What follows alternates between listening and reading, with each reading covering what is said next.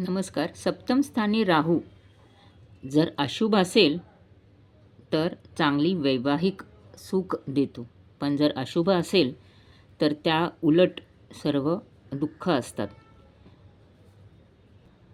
जर शुभ राहू असेल तर वैवाहिक जोडीदार चांगला मिळतो व भाग्योदय व सांपत्तिक उत्कर्ष दर्शवतो. लग्न साधारणतः उशिरा योग असतो, जर लवकर झाले तर द्विभार्या योग संभवतो.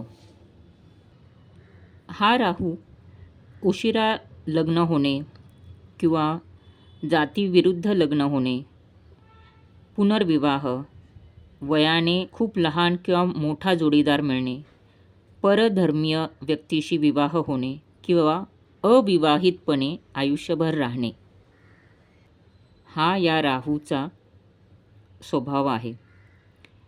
कर्क, धनु आणि मीन यामध्ये जर राहू असेल, या राशींमध्ये जर राहू असेल तर जातीत विवाह होण्याची शक्यता जास्त असते. अशा व्यक्तींना फोटोग्राफी, प्रवास, सट्टा, जुगार, सिनेमा अशा व्यवसायांमध्ये जास्त कल असतो. भागीदारीमध्ये सुद्धा ह्यांना धंदा करण्यास आवडतो.